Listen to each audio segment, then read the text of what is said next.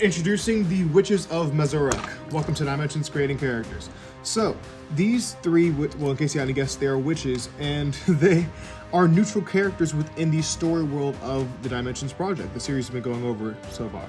So, yeah, they sort of just chill out and exist. At this point in the story, they are travelers, so they are very powerful witches, don't get me wrong, but they really don't have much of a reason to get involved, at least not yet. Of course, later in the story, they'll become much more prevalent, but yeah, for now, they sort of like to travel the world just exploring their freedom, because unfortunately, for a very long time, they were trapped in the world of Mazuroq, which is their namesake, exactly. So this is the first one here. I'm gonna go ahead and build the other two, but this is the oldest sister right here. And credit where credit's due, my sister actually is the one who built all three of these characters you're about to see. Unfortunately, she never named them specifically. To be fair, I personally think that makes them more mysterious, so I wasn't too pressed on getting a name, but if y'all would like to see what these characters' names are, I could definitely press her for that. Or if y'all have made suggestions, I'm sure she'd like to hear them as well. But yeah, so that's the first one. We're gonna go to the number 2 character here. Yep, right here. And yep, here's number 2. So yeah, as for this story, unfortunately they were born in a place that was not very tolerant for magic, and of course this story seems to be coming up a lot, unfortunately, where people just aren't tolerant of magic. So to be fair, people are scared of it because, you know, someone could just say fireball and kill you and steal your things, and what are you gonna do? It's a fireball. So yeah, magic users can be quite dangerous, but of course when the solution is, oh, we'll just kill all of them. Well, of course, there are people who were born with it who didn't ask to have magic, but they just do.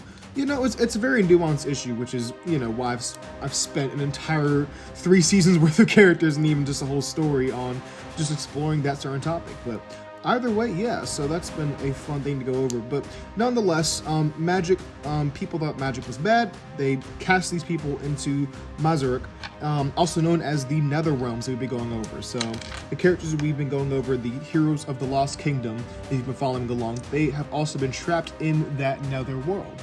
So I just say that to say that's why I'm introducing them now. Here's a third sister, by the way. The 3 are sisters. But yeah, they actually end up meeting lost heroes, and they all end up getting out together, thankfully. So that was very helpful of them. That's why they're not really prevalent in the beginning of the story, at least these characters. But of course, once they get out, they're here and there, they're exploring and all that, until eventually they are called upon to take a side in the giant war that is unfortunately building up, which happens to be the plot of the whole show. So there you go.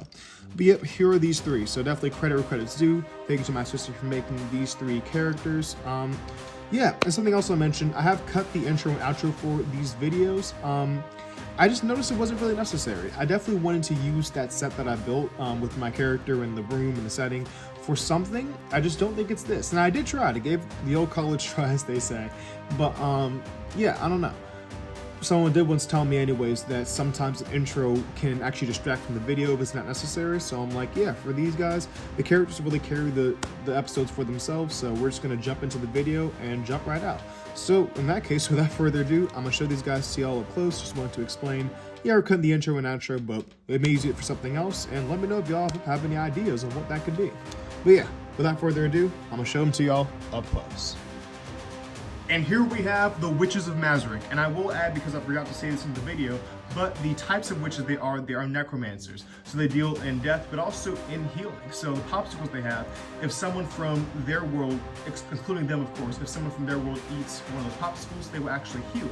But if someone not from their world eats that popsicle, they will die. So that's just a nice thing that my sister added onto there. Additionally, they can also trick people into eating them if they want to, you know, kill someone. And of course, the oldest sister here has this giant longsword, and it more so does killing rather than healing, but you know, it's a giant sword in case she has to fight some demon or something.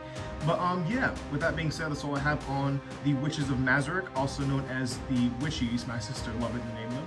But yeah, thank you all for watching. As always, tune in next time to see more characters, and have a great rest of your day.